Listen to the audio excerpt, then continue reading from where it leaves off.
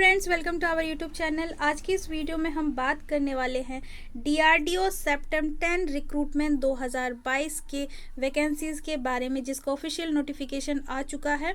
इस नोटिफिकेशन के main point पर डिस्कस करने वाले हैं, जैसे कि डीआरडीओ सेप्टेम्बर 10 रिक्रूटमेंट में कितने वैकेंसीज़ है, यानी टोटल नंबर ऑफ़ वैकेंसीज़ कितनी है और कौन कौन सी पोस्ट के लिए वैकेंसीज़ आई है, और साथ ही साथ फॉर्म भरने की स्टार्टिंग डेट क्या है और लास्ट डेट क्या है। इन सब चीज़ों पर बात करने वाले हैं। और इसके अलावा अलग अलग पोस्ट के लिए एलिजिबिलिटी क्राइटेरिया क्या है, क्वालिफिकेशन एलिजिबिलिटी क्या है, और एज क्राइटेरिया क्या है, साथ ही साथ सिलेक्शन प्रोसेस क्या है, और इस फॉर्म को भरने में फ़ीस कितनी है, किन्हें लगेगी, किनको फ़ीस देनी पड़ेगी, किनको एप्लीकेशन फ़ी नहीं देनी पड़ेगी, और इन सब चीज़ों पर चर्चा करेंगे। वीडियो में अंत तक बने रहिए। तो चलिए इस नोटिफिकेशन को स्टार्ट करते हैं। नोटिफिकेशन में दिए गए सभी सेक्शन को समझते हैं। नोटिफिकेशन को अच्छे से समझने के लिए वीडियो को लास्ट तक ज़रूर देखिएगा। तो सबसे पहले हम बात करते हैं डीआरडीओ सेप्टेम्बर 10 रिक्रूटमेंट 2022 के टोटल नंबर ऑफ़ वैकेंसीज़ पर। टोटल नंबर ऑफ़ वैकेंसी है 1901। और किन किन पोस्ट के लिए है, तो पोस्ट नेम है सीनियर टेक्निकल असिस्टेंट बी, जो ग्रुप बी के अंतर्गत आते हैं, और दूसरा पोस्ट नेम है टेक्नीशियन ए, जो कि ग्रुप सी के अंतर्गत आते हैं। तो चलिए हम लोग इस नोटिफिकेशन के अगले पॉइंट की ओर बढ़ते हैं और सभी पॉइंट को क्लियर करते हुए जाते हैं। टोटल नंबर ऑफ वैकेंसीज है 1901। और किन किन पोस्ट के लिए है, पोस्ट है सीनियर टेक्निकल असिस्टेंट बी, जो कि ग्रुप बी के अंतर्गत आते हैं, और टेक्नीशियन ए, जो कि ग्रुप सी के अंतर्गत आते हैं। ये पोस्ट के नेम है, ठीक है। अब आगे बढ़ते हैं। आगे जैसे कि आप देख सकते हैं कि ये जो एप्लीकेशन है ऑनलाइन भरे जाएंगे। ये जो वैकेंसीज़ है, ये जो रिक्रूटमेंट आई है, इसके लिए ऑनलाइन अप्लाई करना पड़ेगा। तो ऑनलाइन एप्लीकेशन के लिए स्टार्टिंग या ओपनिंग डेट जो है वो है 3 सितंबर 2022, यानी 3 सितंबर 2022 से ये ऑनलाइन भरे जाएंगे। कब से स्टार्ट होगा, सुबह 10 बजे से, ठीक है। 10 बजे से लिंक एक्टिवेट कर दिया जाएगा। कौन से डेट पर, 3 सितंबर 2022 से। ये अगस्त चल रहा है, यानी अभी समय है। और इसका क्लोजिंग डेट कब है, लास्ट डेट ऑफ सबमिशन होगा एप्लीकेशन का, वो है 23 सितंबर 2022। वो भी कब तक, वो हो जाएगा शाम 5 बजे तक, ठीक है। इन पॉइंट पर ध्यान रखिएगा। ऑनलाइन फॉर्म कब से भरे जाएंगे, ऑनलाइन फॉर्म भरे जाएंगे 3 सितंबर 2022 से सुबह 10 बजे से। और कब तक भरे जाएंगे, लास्ट डेट कब है, लास्ट डेट है 23 सितंबर 2022 शाम 5 बजे तक। तो ये डेट बहुत इंपॉर्टेंट है और टाइम भी बहुत इंपॉर्टेंट है, तो इसको ज़रूर याद रखिएगा। और कभी कभी बच्चे क्या करते हैं, लास्ट डेट का इंतज़ार करते हैं कि हाँ भरेंगे, अभी लास्ट डेट बहुत है, अभी बहुत टाइम है। तो ऐसा नहीं करना है कि 23 सितंबर लास्ट डेट है तो उसी दिन भरना है। आप कोशिश करिए कि 22 या 21 सितंबर तक को आप भर दें, अगर आप भरना चाहते हैं तो। 23 सितंबर के चक्कर में मत पड़िएगा। 5 बजे तक तो है समय, लेकिन कभी कभी क्या होता है कि सर्वर बहुत डाउन हो जाता है, उस वक्त पेमेंट रुक जाती है, या फिर इनकेस कुछ भी प्रॉब्लम हो सकता है। आपका हो सकता है कि डाटा प्रॉब्लम हो, या फिर आपका नेटवर्क प्रॉब्लम हो, या सर्वर डाउन हो, तो उस वजह से आप फॉर्म नहीं भर पाएंगे। तो ऐसा स्थिति मत लाइए। और अगर भरना चाहते हैं, ये फॉर्म अप्लाई करना चाहते हैं, तो आप 23 सितंबर से पहले ही भर लीजिए, ठीक है, और ताकि इन सब कोई चीज़ों का प्रॉब्लम ना हो। जैसे कि यहाँ पे 2 पॉइंट आप लोगों ने देखा कि स्टार्टिंग डेट कब है, ओपनिंग डेट कब है, कब से आप फॉर्म भर सकते हैं, तो वो है 3 सितंबर 2022 से। और कब तक भरे जाएंगे, 23 सितंबर 2022 तक, शाम 5 बजे तक। लेकिन ऊपर जो आप पॉइंट एक देख रहे हैं, क्रूशियल डेट ऑफ एलिजिबिलिटी 23 सितंबर 2022, यानी कि जो इस रिक्रूटमेंट के लिए जो भी एलिजिबिलिटी होगी वो 23 सितंबर तक हो जाने चाहिए, कंप्लीट हो जाने चाहिए। तो ये है क्रूशियल डेट ऑफ एलिजिबिलिटी।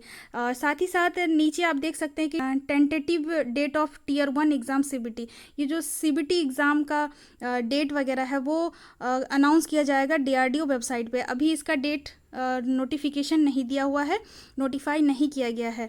तो ये एग्ज़ाम कब होगा, पहले आप फॉर्म भर लीजिए, एग्ज़ाम तो होगा ही। तो आप फॉर्म भरने के बाद अपना एग्ज़ाम की तैयारी में लग जाइए। ठीक है, ये पॉइंट आप लोगों को समझ आ गया होगा। और साथ ही साथ एक पॉइंट और भी एक चीज़ यहाँ पर देख सकते हैं, ये जो पोस्ट नेम है सीनियर टेक्निकल असिस्टेंट बी और टेक्नीशियन ए, ये दोनों पोस्ट नेम जो है, ये पोस्ट नेम सबसे पहले आप लोग क्लियर कर लीजिए कि किस पोस्ट में आप अप्लाई कर सकते हैं। अगर आपने डिप्लोमा किया है, ठीक है, अगर आपने डिप्लोमा किया है या बीएससी किया हुआ है, बीएससी एग्रीकल्चर या बॉटनी, अलग अलग डिसिप्लिन के लिए अलग अलग वैकेंसीज निकली है, तो आप नोटिफिकेशन के अकॉर्डिंग भर सकते हैं। तो वो हम बाद में देख लेंगे, नोटिफिकेशन में आगे देख लेंगे। तो कहने का मतलब ये है कि सीनियर टेक्निकल असिस्टेंट बी जो है वो डिप्लोमा या बीएससी के लिए है। ठीक है, और ये ग्रुप बी के अंतर्गत आते हैं। ठीक, आईटीआई वाले इस फॉर्म को नहीं भर सकते, इस पोस्ट के लिए एलिजिबल नहीं है, तो ये चीज़ ध्यान रखिएगा।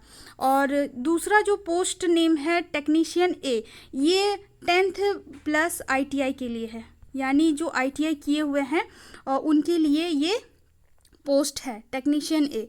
तो यानी कि कुल मिलाकर देखा जाए, जिन्होंने आईटीआई किया हुआ है और जिन्होंने डिप्लोमा किया हुआ है, इन लोगों के लिए बहुत ही सुनहरा अवसर है डीआरडीओ में जॉब करने के लिए।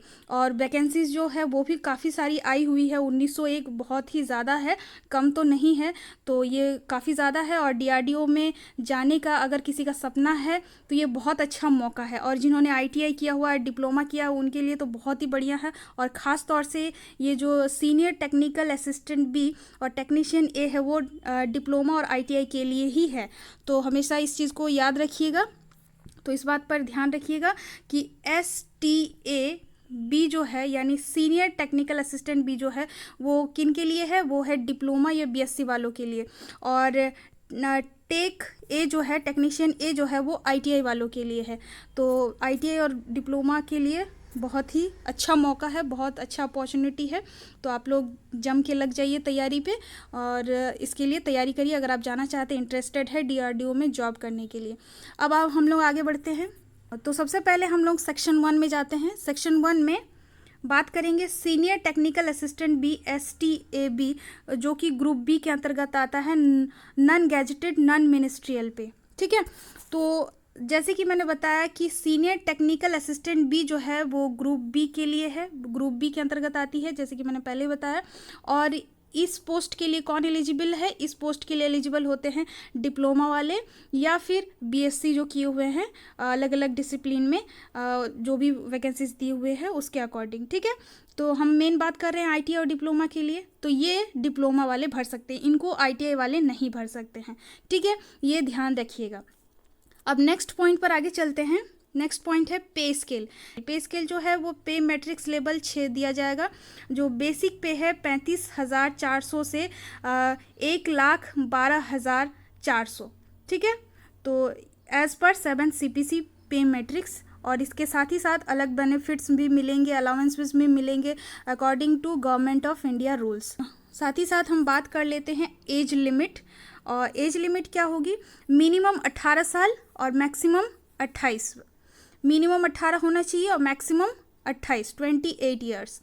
और एज रिलैक्सेशन भी मिलेगा, किस किस को मिलेगा, अगर वो SC ST OBC non creamy layer है, ESM PWBD widows divorce women, इन सब के लिए एज रिलैक्सेशन भी होंगे एज पर गवर्नमेंट रूल्स। ठीक है, और साथ ही साथ हम इसमें देख लेते हैं कि इसेंशियल क्वालिफिकेशन रिक्वायरमेंट क्या है।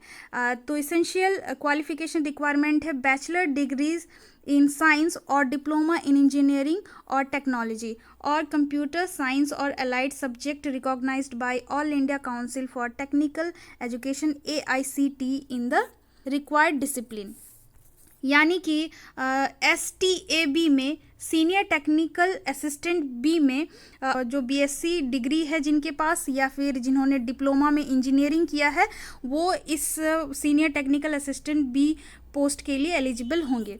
यहाँ एक बात मैं क्लियर कर देना चाहती हूँ कि ये बैचलर डिग्री है, यानी BSc है। ठीक है, BSc हो सकता है एग्रीकल्चर, बॉटनी, इन सब में। अगर BS डिग्री यहाँ बोला जा रहा है तो इंजीनियरिंग डिग्री नहीं होगी यहाँ पे सिर्फ और सिर्फ डिप्लोमा इन इंजीनियरिंग वाले ही इस फॉर्म को अप्लाई कर सकते हैं, इस पोस्ट के लिए एलिजिबल होंगे। अगर कोई बीटेक किया हुआ है मान लेते हैं कोई इलेक्ट्रिकल से या मैकेनिकल से बीटेक किया हुआ है और वो चाहते हैं कि हम सीनियर टेक्निकल असिस्टेंट बी में अप्लाई करें, तो वो एलिजिबल नहीं होंगे। ठीक है, ये हमेशा ध्यान दीजिएगा। बीटेक अगर उन्होंने किया रखा हुआ है, बीटेक एमटेक, तो वो इनके लिए एलिजिबल नहीं है। इनके लिए सिर्फ और सिर्फ डिप्लोमा वाले ही भर सकते हैं। अगर उन्होंने बीटेक किया हुआ है, अगर बीटेक किया हुआ है मान लेते हैं इलेक्ट्रिकल इंजीनियरिंग से, और इनके पास मिनिमम क्वालिफिकेशन डिप्लोमा है, तो वो डिप्लोमा को रख के डिप्लोमा के थ्रू इस पोस्ट के लिए एलिजिबल हो सकते हैं, लेकिन बीटेक प्रेफरेंस में नहीं दे सकते हैं। अगर कोई कहता है कि हमारे पास डिप्लोमा भी है इलेक्ट्रिकल इंजीनियरिंग में और बीटेक भी है और हम हायर क्वालिफिकेशन में बीटेक को डालते हैं, ठीक है, तो वहाँ पे ये एलिजिबल नहीं होंगे। हायर क्वालिफिकेशन वो बीटेक नहीं रख सकते, उनको डिप्लोमा इन इंजीनियरिंग यानी डिप्लोमा जो है वहीं रख सकते हैं। ठीक है, तो ये एलिजिबल नहीं होगा हायर क्वालिफिकेशन, बीटेक एमटेक ये सब नहीं होगा। सीनियर टेक्निकल असिस्टेंट बी में या तो बीएससी या फिर diploma in engineering he eligible होंगे, ये हमेशा ध्यान रखिएगा। ठीक है, तो चलिए आगे बढ़ते हैं। नेक्स्ट यहाँ पे दिया हुआ है description of vacancies for senior technical assistant B. Senior technical assistant B में अलग अलग डिसिप्लिन, जैसे कि आप देख सकते हैं अलग अलग डिसिप्लिन दिया हुआ है और साथ ही साथ उसका पोस्ट कोड भी दिया हुआ है 01010102 0103 0104 इस तरीके से। पहले जो है एग्रीकल्चर, फिर automobile engineering, botany, chemical engineering, ये सारे सीनियर टेक्निकल असिस्टेंट बी के अलग अलग डिसिप्लिन है। अलग अलग डिसिप्लिन के जो मेन इसेंशियल क्वालिफिकेशन रिक्वायरमेंट होगी वो क्या होगी, यहाँ पर दिया हुआ है।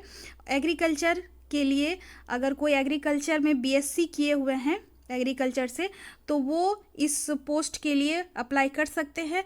और साथ ही साथ कितनी सारी वैकेंसीज़ है, एससी के लिए एक है, एसटी के लिए एक है, ओबीसी के लिए 2 है यहाँ पर, और जनरल के लिए 6 है, टोटल 10 है।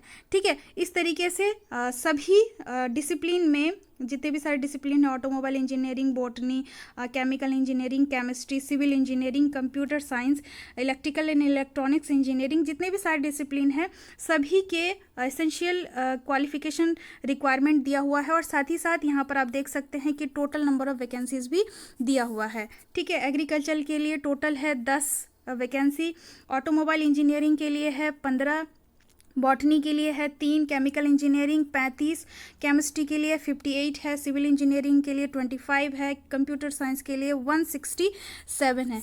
तो यहाँ पर आप देख सकते हैं कि कंप्यूटर साइंस के लिए जो वैकेंसीज़ है 167 है, ये बहुत ज़्यादा है। और इसके लिए एलिजिबिलिटी क्या होगी, क्वालिफिकेशन क्या होना चाहिए, BSc degree in computer science और allied subject from recognised university, या फिर जिन्होंने डिप्लोमा किया है कंप्यूटर साइंस से, तो वो भी इनके लिए एलिजिबल है। तो आप इनमें भर सकते हैं अगर इच्छुक है, और अगर आपके पास इन सब डिग्रियां हैं तो आप इस पोस्ट के लिए एलिजिबल होंगे। और इसमें आप देख सकते हैं कि टोटल नंबर ऑफ़ वैकेंसीज भी काफ़ी ज़्यादा है, 167 है। चलिए आगे बढ़ते हैं, आगे देखते हैं। फिर इलेक्ट्रिकल इंजीनियरिंग में आप देख सकते हैं कि टोटल वैकेंसीज है 68, इलेक्ट्रॉनिक्स इंस्ट्रूमेंटेशन में है 31, इलेक्ट्रॉनिक्स एंड कम्युनिकेशन और टेली कम्युनिकेशन इंजीनियरिंग में है 192। यहाँ भी काफ़ी ज़्यादा सीटें दे रखी है, काफ़ी ज़्यादा वैकेंसीज है। इंस्ट्रूमेंटेशन में 17 है, लाइब्रेरी साइंस में 23 है, मैथमेटिक्स में 13 है।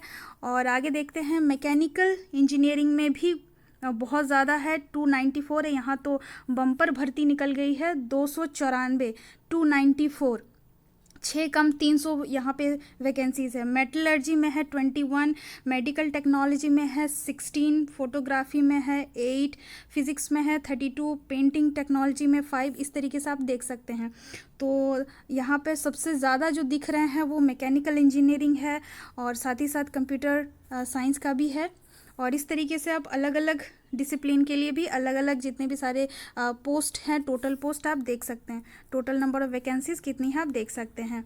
तो यहाँ पर आप देख सकते हैं कि कंप्यूटर साइंस में 167 है और मैकेनिकल इंजीनियरिंग जो है उनके लिए भी बहुत अच्छा ये सुनहरा अवसर है। जिन्होंने मैकेनिकल इंजीनियरिंग में डिप्लोमा किया है, चाहे वो प्रोडक्शन से हो, चाहे वो ऑटोमोबाइल या रेफ्रिजरेशन एंड एयर कंडीशनिंग यानी RAC से, या मेंटेनेंस एटसेट्रा से हैं, उनके लिए ये काफ़ी ज़्यादा सुनहरा अवसर है।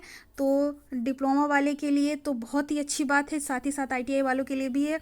DRDO में बहुत अच्छी वैकेंसीज आया है, 294 काफ़ी ज़्यादा है, तो बहुत अच्छी बात है।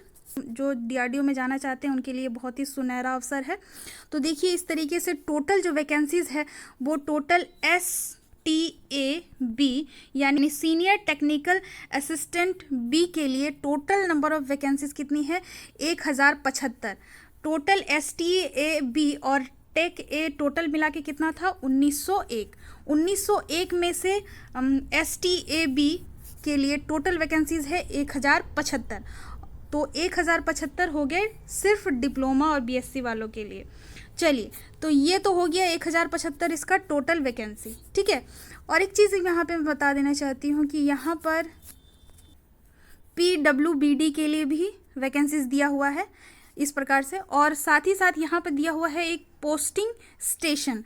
पोस्टिंग स्टेशन में आप देख रहे होंगे कि यहाँ पर H1 है, L1 है, T1 है, A2, B2, C2, V1, L1, यहाँ कुछ कोड जैसा दिख रहा है। ये कोड क्या है? तो चलिए मैं ये चीज़ बता देती हूँ कि पोस्टिंग स्टेशन, यहाँ पर आप देख सकते हैं कि कोड ऑफ पोस्टिंग स्टेशन, वो जो कोड आप देख रहे थे A1, B1, C1 जो भी था, posting station A1 that means Agra के लिए कोड है, A2 जो है वो अहमदनगर के लिए है। इस तरीके से अलग अलग कोड दिए गए हैं। इसका मतलब ये है कि आप जो भी डिसिप्लिन के लिए आप एलिजिबल है और उस पोस्ट के लिए आप अप्लाई कर रहे हैं, तो उसकी पोस्टिंग आपको इन जगहों पर हो सकती है, ठीक है, जो कोड में दिए गए हैं। तो यही उसका मतलब है। हमने अब तक देखा STAB यानी सीनियर टेक्निकल असिस्टेंट B के लिए जितने भी सारे डिसिप्लिन हैं और उसमें टोटल कितनी वैकेंसीज है उन सब के बारे में। अब हम बात करते हैं पोस्ट नेम टेक्नीशियन A यानी टेक A, जो कि ग्रुप C के अंतर्गत आता है, नॉन गैजेटेड नॉन मिनिस्ट्रियल। तो हम इसके बारे में आगे बात करते हैं। इसमें पे स्केल जो होगा वो पे मैट्रिक्स लेवल 2 होगा, जिसका बेसिक पे होगा 19,900 से 63,200 तक एज पर 7th CPC पे मैट्रिक्स, और अदर बेनिफिट्स अलाउंसेस भी मिलेंगे as per government of India rules. अब आगे देखते हैं कि इस पोस्ट के लिए एज लिमिट क्या होगी। एज लिमिट होगी मिनिमम 18 ईयर्स और मैक्सिमम 28 ईयर्स, जो कि STAB के लिए भी यही था। मिनिमम 18 साल होना चाहिए और मैक्सिमम 28 साल, ठीक है। ये है एज क्राइटेरिया, एज लिमिट्स। और साथ ही साथ एज रिलैक्सेशन भी मिलेंगे। किन किन को मिलेंगे? SC ST OBC PWBD widows divorced women judicially separated from their husbands, इन सब के लिए एज रिलैक्सेशन होगा। जो कैटेगरी से है, जो कैटेगरी से बिलोंग करते हैं, उनको एज रिलैक्सेशन मिलेगा। अब चलिए आगे बढ़ते हैं। इसके बाद हम बात करते हैं टेक्नीशियन A के लिए इसेंशियल क्वालिफिकेशन रिक्वायरमेंट। इसमें इसेंशियल क्वालिफिकेशन रिक्वायरमेंट है 10th प्लस ITI, ठीक है, 10th प्लस ITI। ये क्वालिफिकेशन इसेंशियल क्वालिफिकेशन रिक्वायरमेंट है टेक्नीशियन A ग्रुप C के लिए। तो अब आगे बढ़ते हैं। STAB के जैसे ही इसमें भी अलग अलग डिसिप्लिन में अलग अलग वैकेंसीज है, और साथ ही साथ इस डिसिप्लिन के लिए पोस्ट कोड भी यहाँ पर दिए गए हैं। जब आप फॉर्म अप्लाई करेंगे तो वहाँ पर आपको पोस्ट कोड भी डालना होगा, ठीक है। तो जब फॉर्म भरा जाएगा तब हम लोग अलग से वीडियो बनाएंगे और उसकी सहायता से आपको बहुत ही आसानी से आप फॉर्म को अप्लाई कर पाएंगे। तो वो बाद की बात है, क्योंकि अभी लिंक एक्टिवेट नहीं हुआ है तो ओपन भी नहीं होगा कि फॉर्म कैसे अप्लाई करें। तो चलिए हम लोग सिर्फ अभी नोटिफिकेशन पर ही ध्यान देते हैं। तो सबसे पहले तो यहाँ पर आप देख सकते हैं पोस्ट कोड यहाँ पर दिया हुआ है, साथ ही साथ डिसिप्लिन भी दिया हुआ। सबसे पहले ऑटोमोबाइल में टोटल वैकेंसीज है 5, ठीक है, जैसे कि आप यहाँ से देख सकते हैं, ऑटोमोबाइल के लिए टोटल 5 वैकेंसीज़ है, और बुक बाइंडर के लिए 20 है, कारपेंटर के लिए है 12, CNC ऑपरेटर के लिए है 9, कोपा के लिए यहाँ पर आप देख सकते हैं 139। टोटल वैकेंसीज कितनी है? 139। काफ़ी ज़्यादा है यहाँ पर, ठीक है। कोपा के लिए अगर आप कोपा से है, कोई भी कैंडिडेट कोपा से है, तो आप यहाँ DRDO में जाना चाहते हैं तो आपके लिए बहुत ही सुनहरा अवसर है, क्योंकि जो वैकेंसीज़ है काफ़ी ज़्यादा है, 139 है। ड्रॉट्समैन मैकेनिकल के लिए है 35, DTP ऑपरेटर के लिए है 8, इलेक्ट्रिशियन के लिए है 106। इलेक्ट्रिशियन के लिए भी काफ़ी ज़्यादा सीटें हैं यहाँ पे, वैकेंसीज जो है 106, ये भी काफ़ी ज़्यादा संख्या है। इलेक्ट्रॉनिक्स के लिए है 113, ये भी काफ़ी अधिक है। तो अगर आप इन ट्रेडों से हैं और DRDO में जाना चाहते हैं तो आपके लिए बहुत ही अच्छी बात है, बहुत ही सुनहरा मौका है, एकदम से गवाइए नहीं। और फिटर के लिए हम देख लेते हैं, फिटर के लिए है 127, ये तो और आगे चल रहे हैं, इलेक्ट्रीशियन से भी आगे चल रहे हैं, इलेक्ट्रॉनिक से भी आगे चल रहे हैं, 127 है यहाँ पे वैकेंसीज। नेक्स्ट ग्राइंडर के लिए 7 वैकेंसी है, मशीनिस्ट के लिए है 89, मशीनिस्ट के लिए भी काफ़ी ज़्यादा है। और नेक्स्ट हम देख लेते हैं मैकेनिक डीजल के लिए कितनी है, तो इसके लिए है 4। उसके बाद मिलराइट मैकेनिक के लिए है 8। नेक्स्ट मोटर मैकेनिक के लिए है 13, पेंटर के लिए है 3, फोटोग्राफर के लिए है 11, RAC के लिए है 8, सीट मेटल वर्कर के लिए है 14। नेक्स्ट इस तरीके से आप देख सकते हैं, टर्नर के लिए है 45, वेल्डर के लिए है 50। तो इस प्रकार से टोटल वैकेंसीज कितनी आ गई? टोटल वैकेंसीज टेक्नीशियन ए में 826 वैकेंसीज है, ठीक है। जितने भी सारे डिसिप्लिन है सबको मिला के टोटल 826 है, ठीक है। तो STAB यानी सीनियर टेक्निकल असिस्टेंट के लिए टोटल वैकेंसीज जो है वो है 1075, और टेक्नीशियन ए के लिए है 826। तो इस तरीके से 1901 जो है वो टोटल वैकेंसी है DRDO सेप्टेम्बर 10 रिक्रूटमेंट 2022 में, ठीक है। और STAB में टोटल है 1075 और टेक्नीशियन ए में है 826। अलग अलग डिसिप्लिन के टोटल नंबर ऑफ वैकेंसीज इस प्रकार से है। तो आप जिन जिन डिसिप्लिन से है और DRDO में जाना चाहते हैं, चाहे वो आप ITI टेक्नीशियन ए में जाना चाहते हैं या फिर डिप्लोमा या BSc जो है STAB में जाना चाहते हैं, तो आपके लिए बहुत ही सुनहरा अवसर है। अब आगे हम चलते हैं, आगे क्या है? आगे है कोड ऑफ पोस्टिंग स्टेशन, जो कि मैंने पहले बताया कि यहाँ पर सबसे राइट साइड में दिया हुआ है, जो भी डिसिप्लिन है उसके बगल में दिया हुआ है अलग अलग डिसिप्लिन के अकॉर्डिंग पोस्टिंग स्टेशन, यानी कि जब आपका फाइनल सिलेक्शन हो जाएगा तो इन जगहों पर आपकी पोस्टिंग हो सकती है, ठीक है। अब नेक्स्ट आते हैं, नेक्स्ट सेक्शन 2 पर। सेक्शन 2 पे यहाँ पे आप मेन चीज़ दिया हुआ है एलिजिबिलिटी क्राइटेरिया। एलिजिबिलिटी क्राइटेरिया में क्या देखना है कि सबसे पहला पॉइंट कि जो कैंडिडेट होंगे वो उनकी नेशनलिटी इंडियन होनी चाहिए। साथ ही साथ एलिजिबिलिटी क्राइटेरिया ये होनी चाहिए कि जिस पोस्ट के लिए आप फॉर्म भर रहे हैं उसके लिए एसेंशियल क्वालिफिकेशन रिक्वायरमेंट जो है वो फुलफिल होना चाहिए, और साथ ही साथ मेडिकल फिटनेस भी होना चाहिए। अगर आप कहीं गवर्नमेंट सेक्टर पे जॉब कर रहे हैं तो वहाँ से आपको NOC लेना पड़ेगा, यानी नो ऑब्जेक्शन सर्टिफिकेट, ठीक है। तो ये सभी चीज़ें एलिजिबिलिटी क्राइटेरिया है। यहाँ एक पॉइंट है reservation relaxation benefits. Reservation relaxation benefits जो है, जैसे कि अभी बताया कि वो SC ST जो कैटेगरी से बिलोंग करते हैं उनको दिया जाएगा। तो उनके लिए जो कास्ट सर्टिफिकेट होगा वो आपको बनवाना पड़ेगा, तभी आप जब फॉर्म अप्लाई करेंगे वो आपको देना भी होगा, तभी आपको माना जाएगा कि आप SC ST इन सब कैटेगरी से बिलोंग करते हैं, और साथ ही साथ आपको फ़ी से छूट मिलेगी, यानी फ़ी एग्जम्पशन होगा। तो ये जो कास्ट सर्टिफिकेट होगा रिलैक्सेशन के लिए जो बेनिफिट्स लेना चाहते हैं उनको, या तो OBC नॉन क्रीमी लेयर होंगे या SC ST जो कैंडिडेट होंगे उनको जो जाति प्रमाण पत्र होगा, कास्ट सर्टिफिकेट होगा, वो बनवाना होगा। अगर किसी ने बनाया हुआ है तो ठीक है। और साथ ही साथ जब आप DRDO में फाइनल सिलेक्शन कर जाएंगे तो आपको सेंट्रल फॉर्मेट में आपको सबमिट करना पड़ेगा, और वहीं फाइनल सबमिट होता है। और वहीं एक्सेप्ट किया जाता है। और साथ ही साथ अगर आप फॉर्मेट देखना चाहते हैं तो DRDO के वेबसाइट www.drdo.gov.in पर भी इस फॉर्मेट को डाउनलोड कर सकते हैं। ये जो प्रोफॉर्मा जो है वो डाउनलोड यहाँ से कर सकते हैं। नेक्स्ट है सेक्शन 3। सेक्शन 3 में हम बात कर लेते हैं। यहाँ पर दिया हुआ है हाउ टू अप्लाई, कैसे अप्लाई करेंगे, कैंडिडेट जो है फॉर्म को कैसे अप्लाई करेंगे। तो इसके लिए हम जब लिंक एक्टिवेट होगा तो एक वीडियो बनाएंगे और उस वीडियो को हम अपलोड करेंगे और वहाँ से आप आसानी से वीडियो को देख के फॉर्म अप्लाई कर सकते हैं। तो हम यहाँ पे ज़्यादा डीपली नहीं जाएंगे। और फॉर्म अप्लाई करने के टाइम आपको कुछ विशेष बातों पर ध्यान देना होगा, जैसे कि जब आप फॉर्म अप्लाई करेंगे तो जो मेन डॉक्यूमेंट है उसको स्कैन करना पड़ेगा, जैसे आपका फ़ोटो हो गया, इसके अलावा आपके साइन हो गए, इसके अलावा आपके जो डॉक्यूमेंट के मेन डिटेल होंगे, आपके नाम, father's name, date of birth etcetera, इन सब चीज़ों को अकॉर्डिंग टू 10th के मार्कशीट या पासिंग सर्टिफिकेट के अकॉर्डिंग भरा जाना चाहिए। ये सभी चीज़ें ध्यान रखना है। तो जब फॉर्म भराएगा तो उस टाइम हम लोग एक वीडियो बनाएंगे, उस पर सारी चीज़ें इसको डिस्कस करेंगे। तो अभी वो फ़िलहाल रहने देते हैं, ठीक है।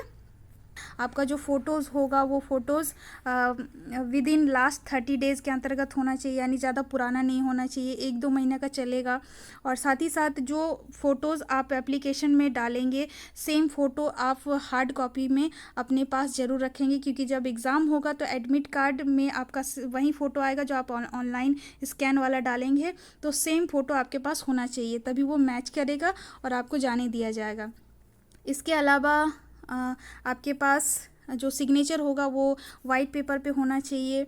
और साथ ही साथ आपके पास एक आइडेंटिटी प्रूफ होना चाहिए। आइडेंटिटी प्रूफ में Aadhaar card, passport, voter ID, PAN card, driving licence, इन सारी चीज़ों में से कोई एक होना चाहिए। आगे है सबमिशन ऑफ एप्लीकेशन, यानी कि जब आप एप्लीकेशन को सबमिट करेंगे उससे पहले नोटिफिकेशन को केयरफुली पढ़ना है, जितने भी सारे इंस्ट्रक्शन हो केयरफुली पढ़ना है, फिर आगे बढ़ना है, ठीक है। कोई जल्दबाजी नहीं करनी है। तो एक एक करके हम लोग सब समझेंगे, ठीक है। नेक्स्ट है, यहाँ पे देख सकते हैं application fee, mode of payment, यानी एप्लीकेशन फ़ी जो होंगे और पेमेंट जो करना होगा वो हमेशा जो करना होगा ये ऑनलाइन पेमेंट होगा। मेथड जो है ऑनलाइन होगा। ऑनलाइन में कैसे कैसे आप कर सकते हैं, तो आप credit card, debit card, net banking, UPI से आप कर सकते हैं, ठीक है। और इसके अलावा यहाँ पर आप देख सकते हैं एक point, exemption from payment of fee, all women and SC ST PWBD ESM candidates are exempted from payment of application fee as per extent government of India। यानी कि ये जो पॉइंट है, यहाँ पे ध्यान देने वाली बात है, ये जो पॉइंट है, जो SC या ST या PWBD या ESM कैटेगरी से बिलोंग करते हैं, इनको कोई फ़ी नहीं देनी पड़ेगी। और साथ ही साथ ऑल कैटेगरी वीमेन, चाहे वो जनरल से हो, चाहे वो OBC से हो, सभी कैटेगरी के वीमेन जो होंगे उनको कोई फ़ी नहीं देनी होगी, ठीक है। तो इसका कहने का मतलब ये है कि जो OBC जनरल के मेल कैंडिडेट होंगे उसी को फ़ी देना पड़ेगा, क्योंकि SC ST male female candidate तो इनको कोई भी फ़ी नहीं देनी पड़ेगी। साथ ही साथ ऑल कैटेगरी वीमेन जो कि OBC हो या जनरल हो या SC ST, कोई भी जो वीमेन है, कोई भी लड़कियों को इसमें फ़ी नहीं देना होगा, ठीक है। नेक्स्ट आगे बढ़ते हैं। नेक्स्ट है एप्लीकेशन फॉर मल्टीपल पोस्ट। यहाँ पर भी एक पॉइंट ध्यान से आप लोग देखिएगा, यहाँ पर दिया हुआ एप्लीकेशन फॉर मल्टीपल पोस्ट। तो मान लेते हैं कि आपने ITI भी किया हुआ है और आपने डिप्लोमा भी किया हुआ है, ठीक है। तो आप ITI के लिए टेक्नीशियन A को भी फिल करना चाहते हैं और डिप्लोमा के लिए STA-B को भी भरना चाहते हैं। तो इसके अकॉर्डिंग ये जो नोटिफिकेशन है इसके अकॉर्डिंग आप दोनों पोस्ट के लिए आप अप्लाई कर सकते हैं। इसमें कोई रिस्ट्रिक्शन नहीं है। अगर आपके पास ITI भी है और डिप्लोमा भी है तो आप अगर उस डिसिप्लिन पे पोस्ट निकली है तो उस डिसिप्लिन में आप फॉर्म भर सकते हैं। तो मान लेते हैं कि आप फिटर से हैं, फिटर से ITI किए हुए हैं, ठीक है, और मैकेनिकल से डिप्लोमा इंजीनियरिंग किए हुए हैं, तो दोनों पोस्ट के लिए आप एलिजिबल है और दोनों पोस्ट के लिए आप फॉर्म फिलअप कर सकते हैं। तो डीआरडीओ सेप्टेम जो है इसके लिए कोई रिस्ट्रिक्शन नहीं देती है। लेकिन यहाँ एक बात ये है कि अगर आप जनरल या जनरल कैटेगरी से है, अगर आप कैटेगरी में नहीं आते हैं तो कैटेगरी में जैसे कि यहाँ पे छूट दे रखा है, फ़ी नहीं लगेगी। अगर आप कैटेगरी से नहीं बिलोंग करते हैं तो आपको अगर आप आईटीआई और डिप्लोमा यानी डिप्लोमा यानी कि टेक्नीशियन ए और एसटीएबी दोनों पोस्ट के लिए आप फॉर्म अप्लाई करना चाहते हैं तो दोनों का जो फ़ी है आपको भरना पड़ेगा। और साथ ही साथ इसमें एक रिस्क ये है कि, रिस्क कहने का मतलब ये है कि इन केस अगर दोनों का एग्ज़ाम सेम डे पे हो गया, सेम डे पे अगर पड़ गया और अलग अलग सिटीज़ में, अलग अलग शहरों पे हो गया, तो फिर आपको दिक्कत क्या होगा कि आप दोनों में से कोई एक ही एग्ज़ाम दे पाएंगे, क्योंकि वो एग्ज़ाम का डेट जो है वो चेंज नहीं किया जाएगा। ठीक है, डीआरडीओ सेप्टेम के नोटिफिकेशन के अकॉर्डिंग। तो इसकी रिस्पॉन्सिबिलिटी आपकी है। डीआरडीओ सेप्टेम इसकी रिस्पॉन्सिबिलिटी नहीं लेता है कि अगर आप 2 फॉर्म भरते हैं, 2 पोस्ट के लिए फॉर्म भरते हैं तो दोनों को आपके अनुसार, आपकी इच्छा अनुसार कहीं अलग अलग डेट देता है, ऐसा नहीं हो सकता। अगर सेम डेट पर एग्ज़ाम आ गई तो आपको किसी एक को ही चुनना पड़ेगा, क्योंकि आपके पास और कोई ऑप्शन नहीं होगा। और साथ ही साथ अगर आप आईटीआई और डिप्लोमा दोनों के लिए फॉर्म भरते हैं, टेक्नीशियन ए और एसटीएबी के लिए, तो एक का एग्ज़ाम दे रहे हैं और कोई ये कहेगा कि हम तो एक का एग्ज़ाम नहीं दे पा रहे हैं तो इसका हमको रिफ़ंड हो जाना चाहिए, तो इसके लिए कोई भी रिफ़ंड आपको नहीं दिए जाएंगे। ठीक है, तो ये बात हमेशा ध्यान रखिएगा। तो अगर आप अलग अलग पोस्ट के लिए भरना चाहते हैं तो आप भर सकते हैं, लेकिन इसकी रिस्पॉन्सिबिलिटी ये है आप ही की होगी कि अगर सेम डेट पर आ गई तो डीआरडीओ सेप्टेम इसकी जिम्मेदारी नहीं लेगी। ठीक है, इस बात पर ध्यान रखिएगा। अब हम लोग आगे बढ़ते हैं। आगे जैसे कि आप यहाँ देख सकते हैं, examination cities for tier 1 CBT, यानी कि सीबीटी जो एग्ज़ाम होंगे, ठीक है, उनके लिए सिटीज़ जो है ये टोटल 39 यही सिटीज़ रहेगी। जब आप फॉर्म फिलअप करेंगे तो वहाँ पे आपको 3 सिटीज़ प्रेफरेंस के तौर पर देना पड़ेगा कि पहला प्रेफरेंस क्या है, दूसरा क्या है, तीसरा क्या है। आपको सिटीज़ का नाम यहाँ से चुन के देना पड़ेगा। जो आपके घर के नज़दीक है वहीं आप डालोगे और 3 एग्जामिनेशन सिटीज़ आपको डालने होंगे सीबीटी एग्ज़ाम के लिए। टोटल यहाँ दिया हुआ है जैसे कि आगरा है, अहमदाबाद है, बेंगलुरु है, भोपाल, भुवनेश्वर, चंडीगढ़, चेन्नई, इस तरीके से। ठीक है, टोटल कितने हैं? 39 एग्जामिनेशन सिटीज़ दिए गए हैं। तो डीआरडीओ सेप्टेम इन्हीं 39 एग्जामिनेशन सिटीज़ में एग्ज़ाम लेंगे। अब आगे देखते हैं। नेक्स्ट हम बात करते हैं रिजेक्शन क्राइटेरिया। रिजेक्शन क्राइटेरिया का मतलब है कि आपका एप्लीकेशन रिजेक्ट कब कर दिया जाएगा, जब आप उसको कम्प्लीटली नहीं भरोगे। दूसरी बात, अगर आपका पेमेंट लगेगा, फ़ी पेमेंट आप नहीं दोगे, उस केस में आपका जो एप्लीकेशन है वो रिजेक्ट हो सकता है। या फिर इसके अलावा अगर आप क्वालिफ़िकेशन या कोई भी क्राइटेरिया, एज लिमिट्स, इन सब चीज़ों पे आप फुलफ़िल नहीं कर पा रहे हो तो आपका फॉर्म रिजेक्ट हो सकता है। तो इन पर आप लोग ज़रूर ध्यान दीजिएगा। नेक्स्ट आगे बढ़ते हैं। आगे ये है सेक्शन 4। सेक्शन 4 को आप लोग थोड़ा ध्यान से इसको समझने की कोशिश करिएगा, ध्यान से समझिएगा, क्योंकि ये बहुत ही इम्पॉर्टेंट है। वैसे इम्पॉर्टेंट तो सभी है, लेकिन ये कुछ ज़्यादा इम्पॉर्टेंट है क्योंकि यहाँ पर आप देख सकते हैं कि सिलेक्शन प्रोसेस, सेक्शन 4 पे हम सिलेक्शन प्रोसेस को समझने वाले हैं। सिलेक्शन प्रोसेस, 2 पोस्ट है। पहला पोस्ट STAB जो डिप्लोमा के लिए है, दूसरा है टेक्नीशियन ए जो कि ITI वालों के लिए है। तो हम सबसे पहले बात करेंगे STAB के लिए, उसके बाद हम बात करेंगे टेक्नीशियन ए के लिए। ठीक है, जो डिप्लोमा किए हुए हैं उनके लिए, जो डिप्लोमा या BSc वालों के लिए सबसे पहले हम बात करेंगे STAB के लिए। यहाँ पर क्योंकि पहला जो पॉइंट दिया हुआ है for the post of STAB के लिए, तो यहाँ डिप्लोमा वाले ध्यान देंगे। तो इनका जो सिलेक्शन प्रोसेस होगा, इनका 2 एग्ज़ाम होगा। एक होगा टीयर 1 और दूसरा होगा टीयर 2। इनका 2 CBT एग्ज़ाम होगा। दोनों टीयर 1 और टीयर 2 दोनों CBT एग्ज़ाम ही होंगे। ठीक है, और इसके बाद इसमें ध्यान देने वाली बात यह है कि टीयर 1 जो है वो है क्वालिफाई नेचर का। इसमें अलग अलग शिफ्ट में अलग अलग शिफ्ट में एग्ज़ाम लिए जाएंगे, तो हो सकता है कि इसमें नॉर्मलाइजिंग भी हो, क्योंकि ऑब्वियसली अलग अलग शिफ्ट में लिए जाएंगे तो किसी सब्जेक्ट में हो सकता है हार्ड क्वेश्चन पूछा जाएगा, इनकेस किसी में इजी हो जाएगा, तो इसके लिए क्या कर दिया जाएगा, इसके लिए नॉर्मलाइजेशन होगा।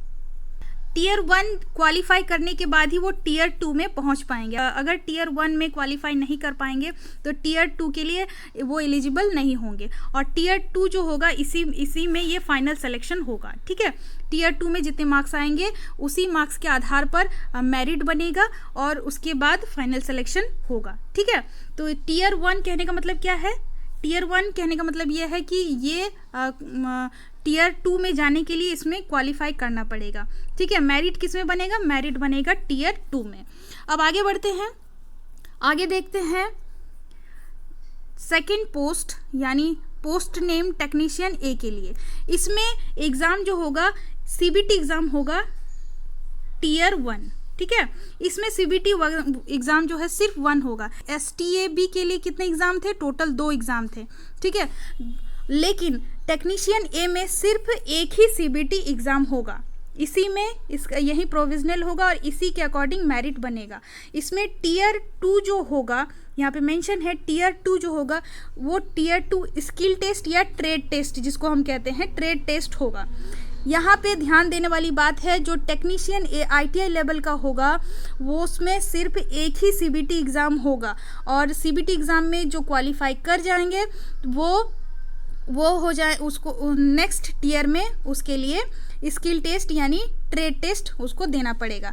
और ध्यान देने वाली बात यह है, जो आईटीआई वाले हैं उनको ध्यान देने वाली बात यह है कि टीयर 1 जो होगा उनके लिए जो सिर्फ एक ही सीबीटी एग्ज़ाम होगा, ये इसी पर मेरिट लिस्ट बनेगी। तो आप सीबीटी एग्ज़ाम के लिए जो तैयारी कर रहे हैं जम के तैयारी कीजिए और अधिक से अधिक नंबर लाने का कोशिश करिए।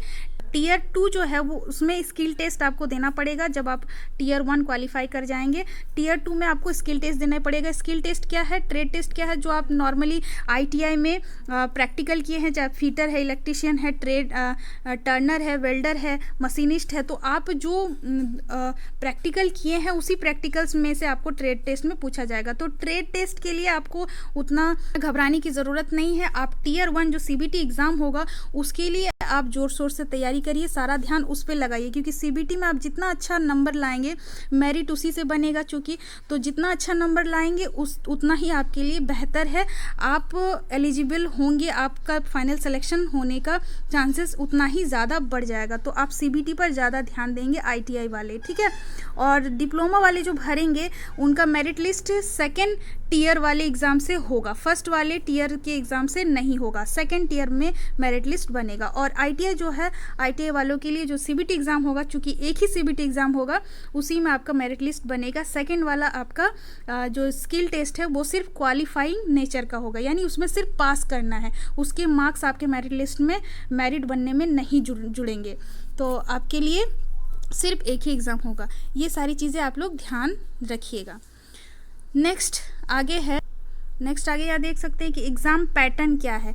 एग्ज़ाम पैटर्न, यहाँ एक चीज़ यहाँ पे ध्यान दीजिएगा, यहाँ साफ साफ लिखा हुआ है कि there will be no negative marking for wrong answer, यानी कि कोई भी गलत आंसर के लिए यहाँ पर कोई भी नेगेटिव मार्किंग नहीं होंगे। जैसे कि आप रेलवेज टेक्नीशियन जितने भी सारे एग्ज़ाम देते होंगे तो उसमें क्या होता है 1/3 मार्क्स कट जाते हैं रॉन्ग आंसर के लिए। ठीक है, यहाँ पर क्या है, यहाँ पर नेगेटिव मार्किंग नहीं है, नो नेगेटिव मार्किंग। तो ये बहुत ही अच्छी बात है कि नेगेटिव मार्किंग नहीं है, लेकिन कोशिश करिए कि आप गलत ना करें, जितना आप सही करेंगे उतना ही अच्छा है। ऐसा मत सोचिए कि नेगेटिव मार्किंग नहीं है तो हम कुछ भी करके आ जाएंगे, नहीं, आप सोचिए कि हम कम से कम गलतियां करें, जितना अच्छा करेंगे उतना अच्छे मार्क्स आपके आएंगे और आपका फाइनल सिलेक्शन होने में कोई नहीं रोक सकता। ठीक है, तो इस तरीके से इन सारे पॉइंट को ध्यान पे रखते हुए आप परीक्षा की तैयारी करिए। नेक्स्ट हम आते हैं यहाँ पे table 1 for the post of STAB। यहाँ पर देखेंगे कि देखिए, जैसे मैंने अभी बताया कि STAB के लिए 2 टीयर में एग्ज़ाम होंगे, टीयर 1 टीयर 2, यानी दोनों टीयर में देखिए एग्ज़ाम जो होंगे CBT एग्ज़ाम। ठीक है, फर्स्ट जो CBT होगा जो डिप्लोमा वाले और बीएससी के लिए है, इनके लिए हम बात कर रहे हैं। सीबीटी जो एग्ज़ाम होगा फर्स्ट ईयर में, पहले सीबीटी में टोटल नंबर ऑफ क्वेश्चन होगा 120 और टोटल मार्क्स होंगे 120, यानी एक क्वेश्चन का कितने नंबर का होगा, एक क्वेश्चन 1 नंबर का होगा। टोटल नंबर ऑफ क्वेश्चन 120 और टोटल फुल मार्क्स होंगे 120 और समय दिया जाएगा आपको 90 मिनट्स, 1 घंटे 30 मिनट, यानी 1.5 घंटे का समय आपको दिया जाएगा। 120 टोटल नंबर ऑफ क्वेश्चन, एक क्वेश्चन का 1 मार्क। उसके बाद ये जो 120 क्वेश्चन आएंगे वो किस किस सब्जेक्ट से आएंगे, कहाँ से आएंगे, वो आएंगे वो quantitative ability, aptitude, general intelligence and reasoning ability, general awareness, English language, basic knowledge, general science, इन सब से आएंगे। ठीक है, तो ये हमेशा ध्यान रखिएगा। और एक और बात, ये जो 120 CBT 1 यानी टीयर 1 का जो क्वेश्चन होगा, 120 जो क्वेश्चन होगा वो सभी पोस्ट कोड के लिए इन्हीं सब्जेक्ट से लिए जाएंगे, यानी सबके लिए कॉमन होगा ये टेस्ट। ठीक है, नेक्स्ट इसका जो STAB है, इसका जो सेकेंड टीयर होगा ये प्रोविजनल सिलेक्शन होगा, यानी इसी पे मेरिट बनेगा। फर्स्ट टीयर यानी CBT 1 जो होगा उससे मेरिट नहीं बनेगा, मेरिट बनेगा CBT 2 से। ठीक है, और इसमें क्वेश्चन पूछे जाएंगे, नंबर ऑफ क्वेश्चन 100 होगा और मैक्सिमम मार्क्स 100 ही होगा, यानी कि हर एक क्वेश्चन, यानी एक क्वेश्चन का मार्क्स कितना होगा, 1 होगा। ठीक है, 100 क्वेश्चन यानी 100 नंबर। ठीक है, और ड्यूरेशन कितना होगा, ये भी 90 मिनट का ही होगा, 1.5 घंटे का। 100 क्वेश्चन, 100 नंबर और 1.5 घंटे। ये CBT एग्ज़ाम ट्रेड से रिलेटेड क्वेश्चन इसमें आएंगे। कहाँ से आएंगे, मान लेते हैं कोई इलेक्ट्रिकल इंजीनियरिंग से है तो उसका इलेक्ट्रिकल ट्रेड से क्वेश्चन आएगा, कोई मैकेनिकल से है तो मैकेनिकल से आएगा, कोई एग्रीकल्चर से है तो एग्रीकल्चर से क्वेश्चन आएगा। यानी कि सेकेंड CBT में टीयर 2 में जो क्वेश्चन आएंगे वो ट्रेड से संबंधित क्वेश्चन आएंगे और इसी से मेरिट बनेगा, ये हमेशा ध्यान रखिएगा। नेक्स्ट यहाँ पे देख सकते हैं स्क्रीनिंग क्राइटेरिया। ठीक है, स्क्रीनिंग क्राइटेरिया ये है कि जो पहला टीयर है, टीयर 1 जो है वो क्वालिफाइंग का है, इसमें मेरिट नहीं बनेगा। तो इसमें ध्यान रखना है कि क्वालिफाइंग कितने में करेंगे। अगर वो UR OBC से है तो 40% होंगे क्वालिफाई करने के लिए, सेकेंड CBT में जाने के लिए, और SC ST के लिए 35% होने चाहिए। ठीक है, और एक बात, सेकेंड CBT में जाने के लिए जो मेरिट बनेगा टीयर 1 से, CBT 1 से, वो बनेगा 1:8 रेशियो, यानी एक वैकेंसी के लिए 8 लड़कों को बुलाया जाएगा। ठीक है, ये बहुत ज़्यादा है लेकिन क्या करें, यहाँ ये रूल बनाया है 1:8, यानी एक सीट के लिए 8 लड़के फाइट करेंगे और 8 में से किसी एक को ही एक सीट दिया जाएगा, बाकी 7 को वापस जाना पड़ेगा। ठीक है, ये चीज़ यहाँ पे मेंशन किया हुआ है। ठीक है, साथ ही साथ यहाँ पे प्रोविजनल सिलेक्शन क्राइटेरिया भी यही दिया हुआ है कि जो सेकंड टीयर है उसी पर मेरिट बनाया जाएगा। फर्स्ट वाला जो है फर्स्ट CBT वो सिर्फ क्वालिफाइंग नेचर का है। अब आते हैं टेबल 2 यानी for the post of technician A। अब आते हैं ITI वालों के लिए। ITI वाले थोड़ा ध्यान से देखेंगे, इसमें ITI के लिए टीयर 1 टीयर 2 2 टीयर में एग्ज़ाम होंगे, लेकिन यहाँ पे इनका सिर्फ एक ही CBT एग्ज़ाम होगा। टीयर 1 में सिर्फ CBT एक ही एग्ज़ाम होगा। STAB में 2 CBT एग्ज़ाम थे दोनों टीयर में, यहाँ पर सिर्फ एक ही CBT एग्ज़ाम है। आप लोगों का जो ITI से है सिर्फ एक एग्ज़ाम होगा, ध्यान से सुनिएगा। तो पहले जो CBT होगा और इसी पर मेरिट बनेगा, प्रोविजनल सिलेक्शन, यानी यहीं पर फाइनल सिलेक्शन आपका होगा, मेरिट इसी से बनेगा। ठीक है, इसमें आपको 120 क्वेश्चन पूछे जाएंगे जो कि 2 सेक्शन में डिवाइड होगा। 2 सेक्शन क्या होगा, section A, section B। Section A में 40 क्वेश्चन पूछे जाएंगे, सेक्शन B में 80 क्वेश्चन पूछे जाएंगे। ये जो 40 क्वेश्चन है सेक्शन A वो पूछे जाएंगे quantitative ability, aptitude, general intelligence and reasoning ability, general awareness, English language, basic knowledge जो होगा उनसे पूछे जाएंगे, यानी मैथ, रीजनिंग, करंट अफेयर, इन सब से क्वेश्चन पूछे जाएंगे। ठीक है, 40 क्वेश्चन सेक्शन A में रहेगा और इसके साथ ही साथ 80 क्वेश्चन सेक्शन B में रहेंगे और ये क्वेश्चन आपके ट्रेड से रिलेटेड क्वेश्चन होंगे।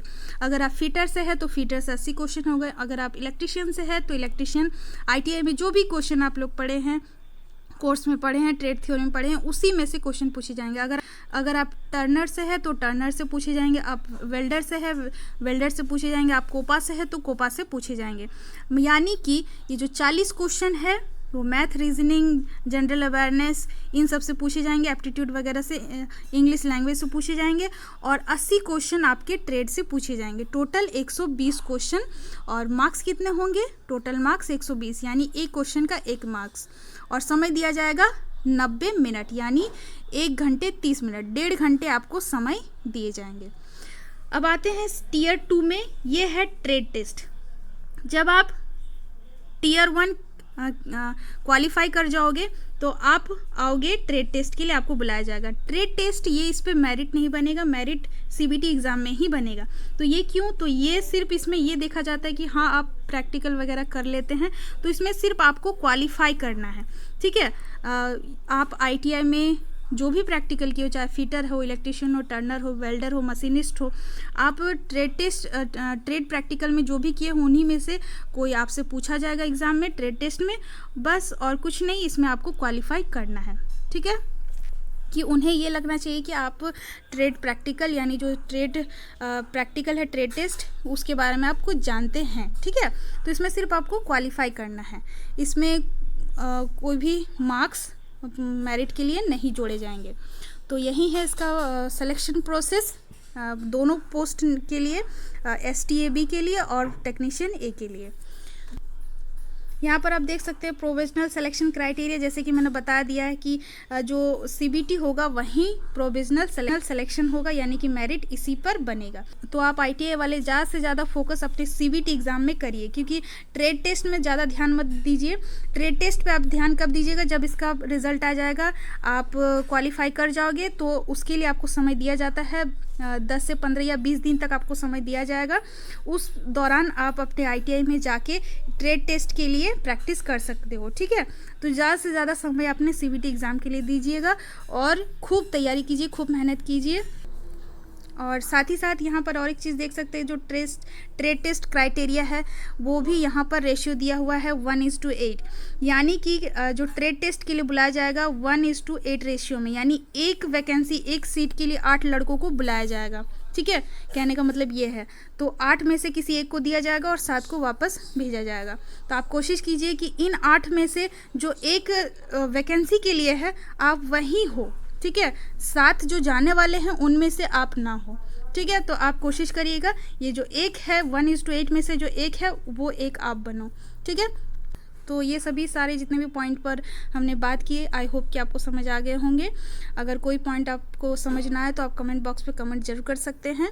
और इसके साथ ही हम इस वीडियो को यहीं पर समाप्त करते हैं। जय हिंद, जय भारत।